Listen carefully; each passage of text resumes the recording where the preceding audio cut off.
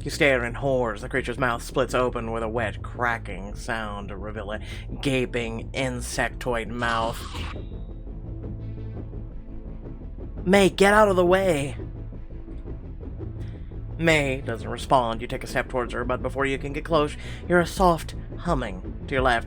You whirl around as another strange zombie steps out of the tree as you lift your weapon, ready to defend yourself. But then...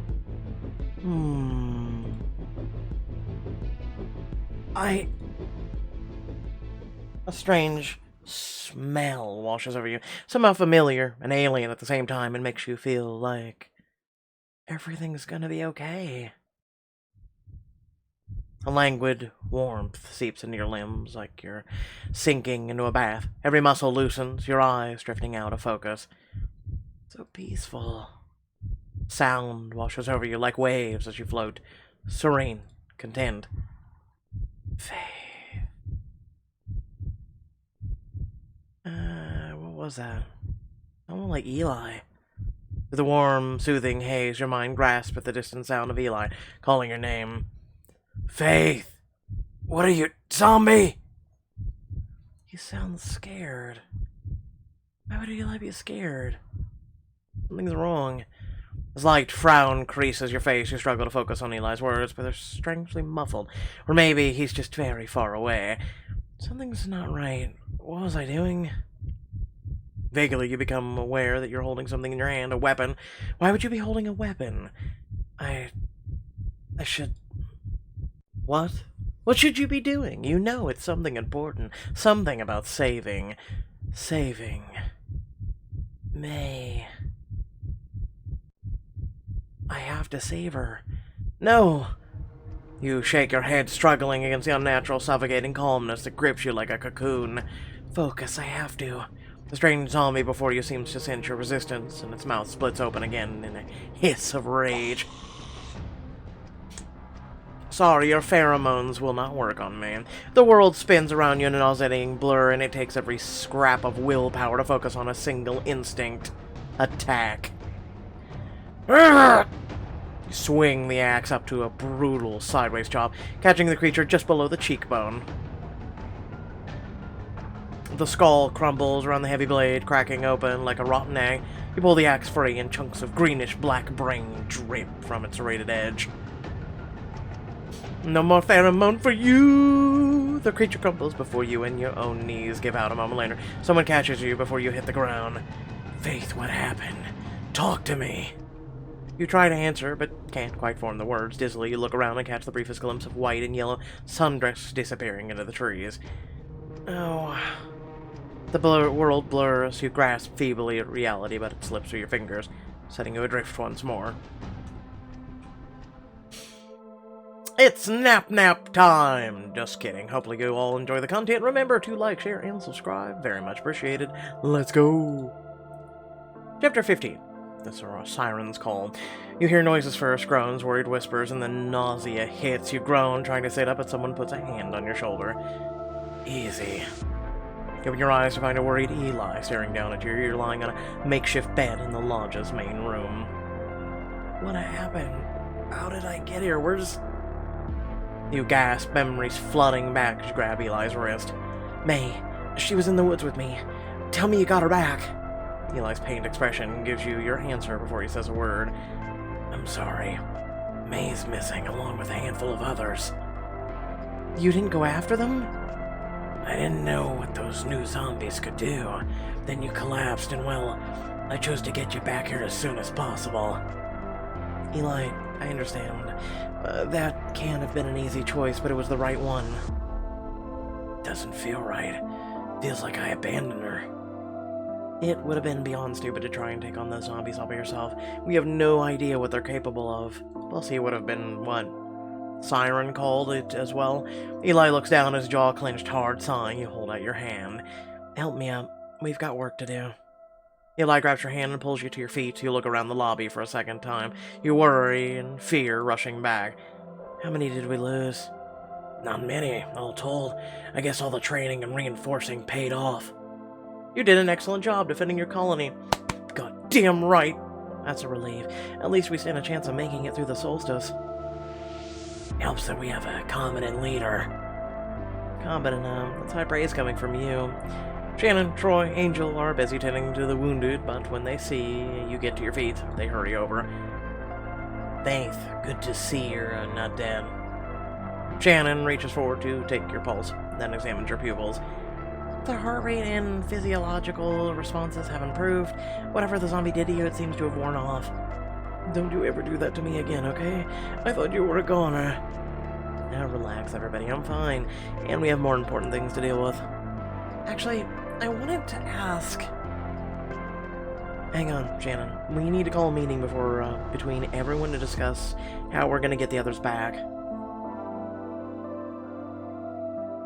Troy, Shannon, Eli, and Angel share confused looks. Back? What do you mean? May and the other colonists were kidnapped. We need to help them. Kidnapped? You mean killed, right? No. This was a new type of zombie. It didn't kill outright. It lured everyone away, like sirens in the story. That explains it. I just started examining the zombie that you killed at the edge of the woods. I was confused about why this one maintained a more human appearance despite its apparent age, but now it makes sense. I need to get back down there. She turns and then pauses and looks back at you. You should come. You're the one who saw firsthand what those creatures can do. You might be able to help. Diamond choice. Help her dissect a siren. Wow, look at those claws. She's a very beautiful zombie. The more we learn about these things, the greater our chances of rescuing May and the others. These pheromones, I'm calling her right now. You follow Shannon to her lab, noticing that it's even tidier than last time you were here. The files on her desk are stacked precisely, one on top of the other. Her gleaming surgical tools are arranged according to size of a wide table. Wow, someone's, been stress cleaning. It's how I was trained. A dirty lab would be negligent. I was teasing you. She flushes. Oh, right. Sorry. I didn't mean to sound cross. You didn't. Shannon clears her throat self-consciously and turns to where the dead siren lies on a long stainless steel table. We should hurry so we can get to the meeting. You join Shannon at the table and take a small breath through your nose. No smell. Smell? It released some kind of sin.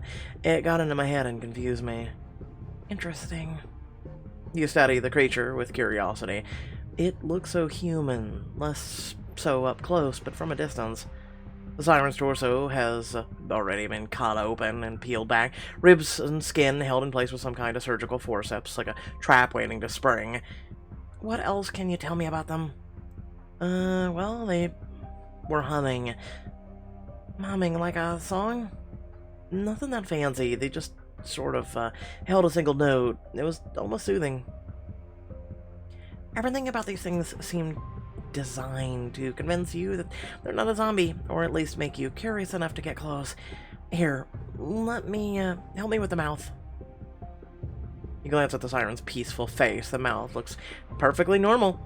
Full lips, pale and slightly blue and dab. Yeah, sure.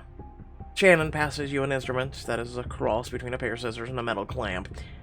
You grab the left side, and I'll do the left. Shannon uses a tongue depressor to part the siren's lips. The mouth opens, and she uses gloved hands to gently pull the jaw downward. The mouth opens wider and wider and wider, and then splits in half, invisible seams that bisect the chin and cheeks yawning wide. Fascinating. Has anyone ever told you that you're weird? All the time. Grab your side. You use your clamp to pull back one side of the face.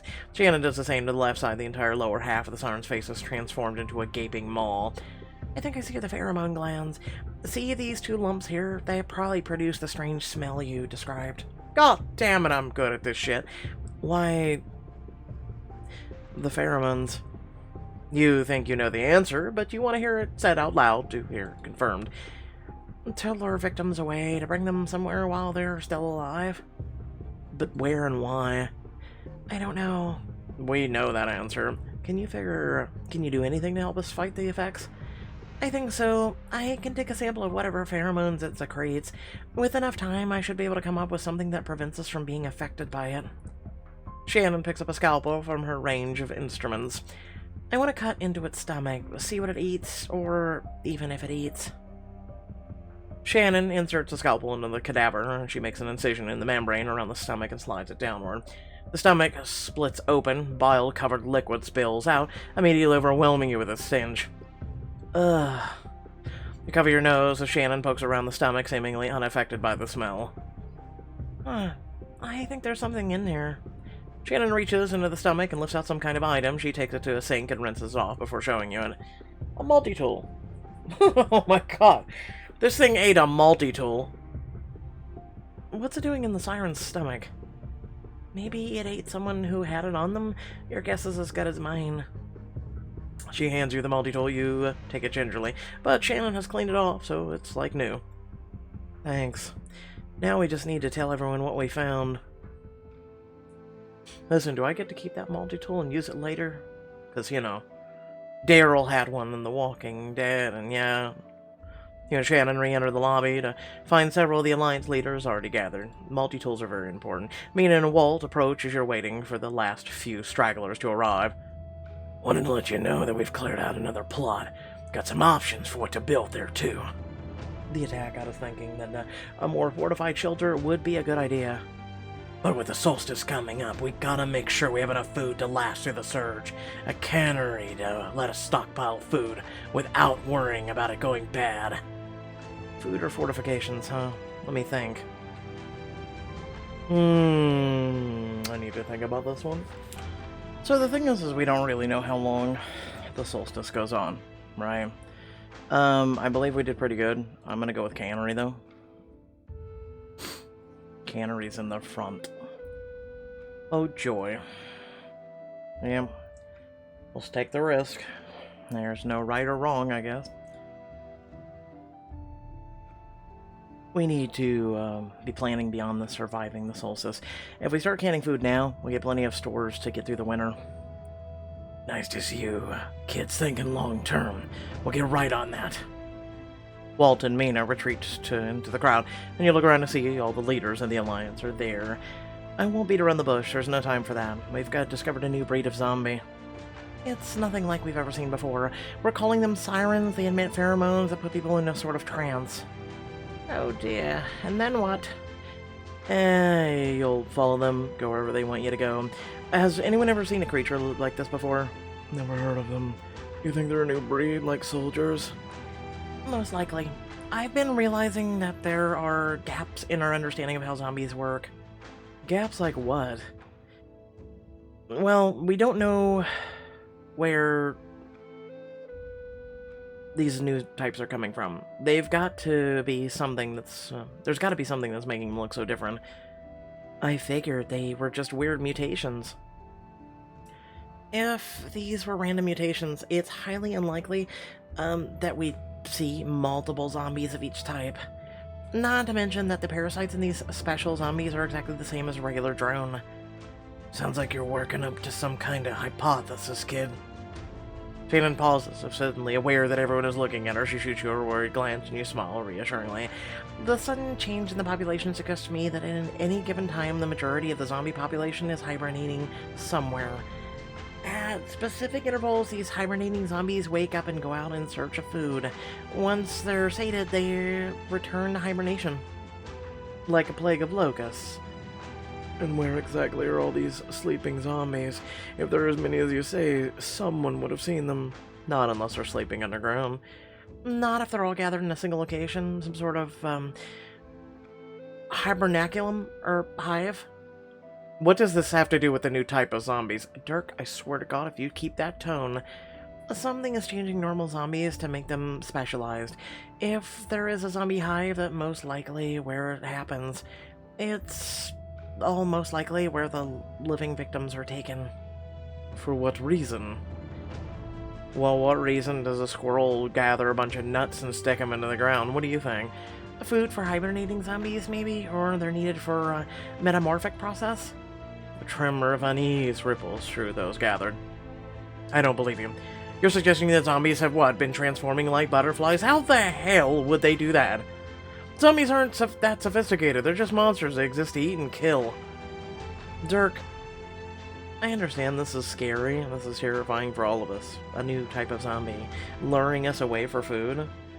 That fact that we haven't seen a siren in all these years raises more questions than answers. Exactly, that's my point. No, you're trying to deny the facts that are before us. Something's going on, Dirk, and we need to figure out what it is. We have to launch a rescue mission. A rescue mission? Yes. Why? Even if what you say is true and they've all been taken, it's too late for them. We don't know that. We can't risk more colonists on an unknown. Haven't we lost enough people today? I agree with the young man. It's too risky. We need everyone to keep the colony going. But they could still be alive. I saw them walk into the forest. Why bother luring them away if they were just gonna kill them anyway? Probably so they could devour their kill in peace, away from the battle. Faith, I think Dirk is right. Those people are dead. We must focus on those we can help. They're alive, I know it. I feel it in my gut. You gotta be kidding me. Watch your tone, Dirk. I'm with Faith on this one. What a surprise. I'm with Faith, too. If there's even half a % chance they're alive, we can't just leave them. Dirk surveys the faces around him, then holds up his hands with a grim smile. Then why don't we put it to a vote, then? Everyone in favor of mounting a rescue attempt? No, why do we need to put this to a vote at all? You have volunteers. Volunteers for an elite little group that goes out and searches for them. We already have a minimum of 5 people. Kiss my ass, Dirk. Goodbye. You put your hand up along with Troy, Shannon, Angel, and Eli. No one else moves. And against? The elders, Mina, Walt, Leah, Sledge, and the rest all put their hands up. Dirk looked at you triumphantly. It's settled then. You can't do this. You're abandoning your friends. It is decided, Faith. We have voted. You look from one face to the next, betrayal and disgust rising in your gut. Fine. Faith. Ignoring her, you shove your way angrily through the crowd, unable to look at any of them. Why do we need to put it to a vote? Why do we need to listen and obey? We are a group of little out of many. The needs of the many outweigh the needs of the few. Fuck the many at this point. We're going out on our own. That puts none of them in danger. That night, you're standing outside the lodge, your backpack heavy and filled with supplies. You won't leave May and the others to die. I'm coming, May. Just hold on. A few minutes later, you hear something up ahead. You crouch low to the ground, wondering if the guards have spotted you. Fancy seeing you here? You straighten up and see not only Troy, but Shannon, Eli, and Angel, too. All of them carrying packs of their own. What are you guys doing here? What do you think? We knew you weren't gonna just sit back and accept that vote. So we're coming with you. Okay, listen, no. You stay and research. Guys, that means a lot to me. Not gonna argue. Are you kidding? You think I want to do this alone? It's practically a suicide mission. You really need to work on your motivational speeches. Sorry, look, I love the help, but you have to understand what we're facing. Faith, every time we step outside the colony walls, there's a possibility we might die. No, just stepping outside the walls. Even getting out of bed is dangerous. Who knows when the zombies are going to launch another attack? So you're sure about this? Even knowing we're probably walking into a swarm of drones, soldiers, sirens, and who knows what else? Well, when you put it like that. Troy turns and starts walking back to the lodge. He pauses after a couple seconds. Kidding. We're sure, right, guys? Definitely. We're coming, even if you don't want us to. You don't have a choice. You need us, especially me. You know, just in case one of us needs medical attention. You shake your head ruefully. Let's go then. We've got a long walk ahead of us. Why not just take the car that's rightfully yours? You and the others make it past the garage without incident. Not a guard in sight. We really shouldn't have been able to get out of here undetected. Yeah, weird. No one's on watch. Wait, are we supposed to be on watch? We did lose some people in the attack. All the duty rosters will have to be updated. That's my point. We need to call a council meeting about this when we get back. It's unsafe. Bold of you to think we're coming back. We should just write a letter and stick it to the gates. Don't worry, I already planned to give them hell for this. You whirl around and see Sledge leaning up against the wall. She pushes herself upright and approaches. Eli stiffens next to you. Relax, I'm not here to stop you. Why are you here, then? To talk to you in private. Faith. It's fine. Just give us a minute. Walk a few paces away with Sledge, while the others wait. Faith, surely you can see you're wasting your time. Not this again. You heard what I said at the meeting. I heard. Doesn't make it true, though. Those people are already dead, and now you're going to get killed, too. This is her way of showing emotions. We have to try. I'm not gonna abandon my people. And what about these people, Faith? Do you think they don't need you here? Her words hit you like a slap, but you hold firm. Dirk can lead them just fine. Sledge lets out a hoarse laugh. Dirk is useless. You should have gotten rid of him ages ago, along with the rest of the weaklings. Gotten rid of them? As in what? Just throw them out of the colony to fend for themselves? Exactly. This is just proof that your way of doing things doesn't work. I'm not getting into this again. No life is expendable. We don't leave anyone behind. That's how we rebuild humanity, not by deserting people when they need help. You can see the frustration in Sledge's face, but after a moment, she just sighs and shrugs a large satchel off her shoulder. Fine. I figured you'd be stubborn. At least take this with you. She opens the satchel and takes out a weathered leather vest covered so thickly in studs and spikes that they'd act as armor. Sledge, did you make this for me? Don't flatter yourself. I wore this when I first joined the Raiders. I grew out of it. Take the studded jacket, Diamond choice. You take the jacket gratefully and put it on. It's heavy, thick, offering solid protection. Thanks. I appreciate those. Just try not to die. Well, we will. You turn and rejoin your friends, pausing as Sledge calls after you. Do you even know where you're going? Well, they'll have left tracks in the woods. Should give us an idea where they're headed. We should see more tracks as we get closer to the hive, right? In theory, yes. Thousands of zombies would be drawn there to hibernate. Plus, it's where they make soldier zombies, right? Those guys have got to be easy to track. Just follow the trail of destruction. Assuming Shannon's right about all this. I think I'm right. I mean, it makes sense, doesn't it? Silence falls over the group, and you shift uncomfortably. Sledge, however, looks thoughtful. Reno. Hmm? When we need to capture a soldier for our initiations, we go to Reno. There's always one or two wandering around the outskirts, almost like guard patrol. Of course, a dense population center creates a critical mass of drones that triggers the swarm behavior. Before Sledge can react, Shannon rushes over to wrap her in a tight hug. Oh no. Thank you! Oh, how's that feel, Sledge? It's called love and affection. Come on, Shannon. We'd better go before you make Sledge's head explode. Still smiling, Shannon lets go and follows the rest of you away from the lodge. Sledge watches you go until the gates of Io showed behind you. You travel for nearly 2 days, barely taking time to rest. You finally arrive at the outskirts of Reno in the early evening. You all stand in shock, staring at the sprawling metropolis that recedes, and the heat haze in all directions. Hey, welcome to Vegas!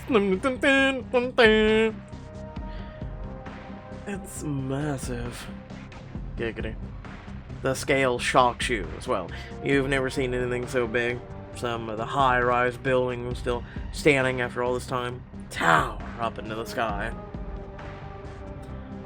Others have fallen, crushing the buildings around them, leaving dark, gaping craters.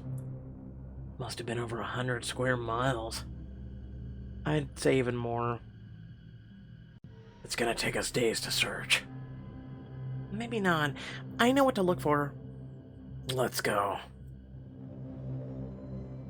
Eli sets off down the hill, and you and the others follow him onto a wide road that leads towards the heart of the city.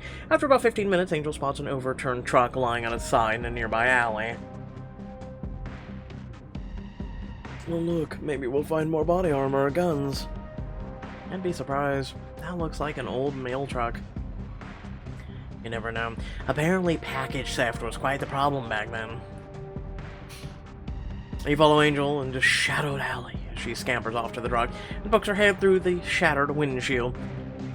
Oh damn, there's a ton of stuff in here. Letters, postcards, all from before the outbreak.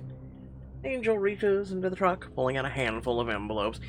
Could be interesting stuff in here. You want the first look, Faith? I don't know. I always feel so sad when I read things from the old world. Really? I think it's motivating. It's like a reminder that a better life existed before. Maybe we can get back there someday. Is this really a thing? We're trying to find survivors and every minute is like, 1, IO is unprotected, and 2, like, the people maybe be getting eaten right now. But hey, let's look at some old postcards. Read the letters. The first piece of mail is shopping list for what sounds like some kind of dinner party. The second is a handful of faded postcards, yellowing and burned around the edges. They feature pictures of a sunny beach, a towering castle, and a very large ball of some kind of twine. In fact, it claims to be the largest. The writing on the other side of each postcard is neat, precise, and written in black pen. Next, there are a couple pages that appear to have been ripped out of a diary. The last item is a lengthy letter from a father to his daughter. Hey, guess what? We can use this as toilet paper. That's right. The letter. We'll save for last, I guess. John, shopping list for the dinner party. Try to get brand name. I know it's more expensive, but it tastes better. Wine, 6 bottles. No, wait, make that 10. Your aunt is coming. Mushrooms, not button mushrooms. Beer for Mark. Wafer crackers and some fancy cheese, you pick. And just not blue cheese. I don't want to stink up the house. Little pizza bagels. The kids love those. Some kind of dessert. I don't have time to bake. And disinfecting wipes. Can't have Stefan and Petra for a week. They must be sick. Dear Mom and Dad, how are you? I hope you're enjoying yourself and that the dogs aren't giving you too much trouble. Thanks again for watching. Things are crazy here. Well, you know what it's like traveling with kids. It's like they're on a permanent sugar high. But they're enjoying it. The main thing, the first holiday we've been able to afford since they were born. Alice is a bit scared of the ocean, but Bryce loves it. He keeps trying to outrun the waves as they come in. I'll send you some photos later. Alex got sunburned the first day we were here. I shouldn't laugh, but he was wearing a vest and socks. His tan lines are hilarious. I took photos of that too. I couldn't resist. Anyway, that's it for now.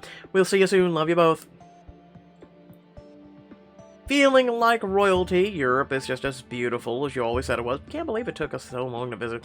But honestly, I'm kind of glad we waited. Alice might have outgrown her princess phase, but she's in love with the castles.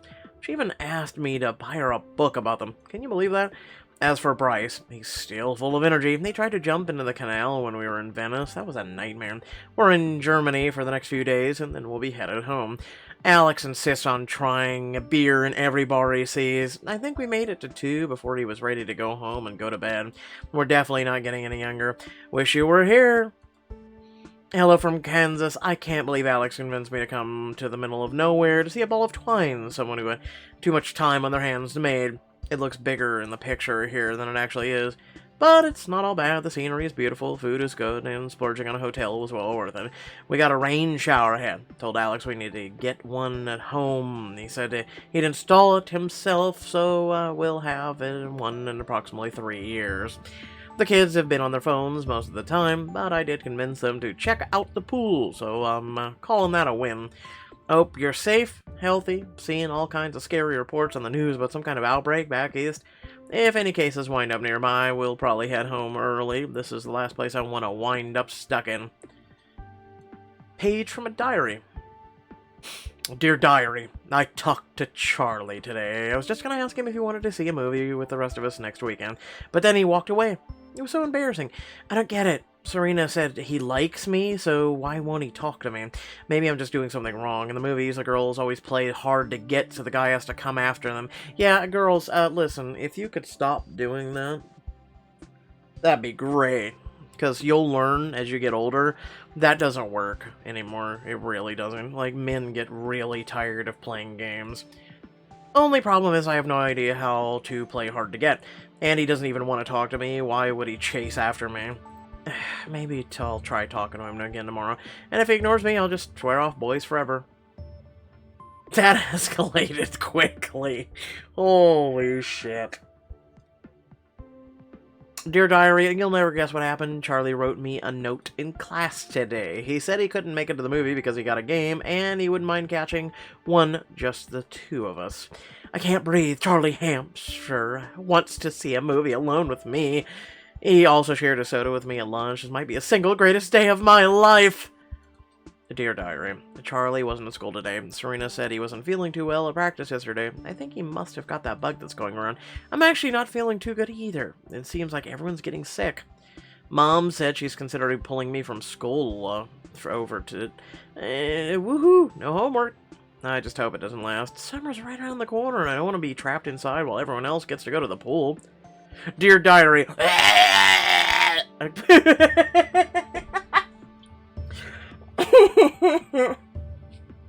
I just had to. That broke me. Dearest Evelyn, you know, we just spoke on the phone last night, but there's something about writing a letter that makes me feel closer to you. I wish I could be there by your side, but my baby girl, I wish your pains were the kind I could just chase away with a cup of cocoa and a bedtime story. And things were bad enough when you lost your job, to have your cancer returned so soon after that, and then lose your fiance too. It just feels like some sort of cruel joke. It's not fair. No one should have to suffer so much, especially not to someone so kind, so clever, so full of light. I remember the day you were born, and it's a cliche, but I remember it like it was yesterday. You had this black hair and a streak of blonde at the front. When you cried and your little face would turn red, we would see the blonde, and was part of a circle on your forehead, and never turned red like the rest of your face. Your mother said you were kissed there by an angel. I won't tell you not to feel sad, or hopeless, or angry. I can't promise you that the pain will go away anytime soon. What I can promise is that when it feels like your world is ending, there's still joy to be found in the world. They might be small things, a pretty bird outside your window, a funny joke from your doctor, but every one is precious. Learn to see them. Treasure each one as they come. It's hard and it takes practice, but you're stronger than anyone I've ever known. That's one way to start off. I bought a plane ticket today, and I'll be with you in less than a week. Maybe I'll even beat this letter. I love you, my special girl. You've brought me more joy than I could ever have hoped for. I'll see you soon. Love, Dad. That was sweet. It's true. You know, when someone is super kind and they try and... the best they can.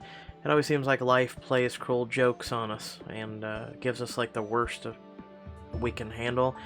But typically that's what forges the strongest of us, so remember that. You take one last look at the letter to Evelyn before returning it to the pile. Did you find anything good? There's a lot of bad stuff too, but yeah, actually, really, I feel a little bit better. Oh, gimme. You pass the letters and notes to Angel, who starts to read them eagerly. I wouldn't say I feel better, but different.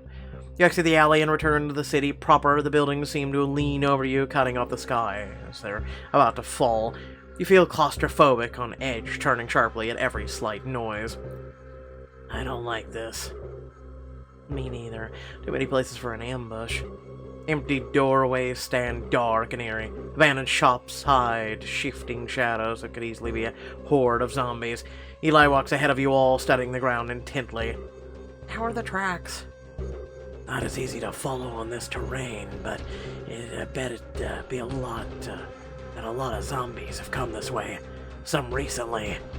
Eli heads around the corner of the high-rise building and stops short. You and the others hurry to catch up. I guess we're here.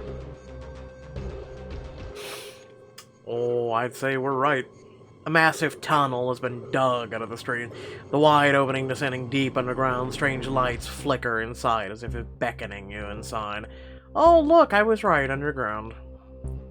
Shannon was right, it's a hive. And it's underground. Locum was right, too.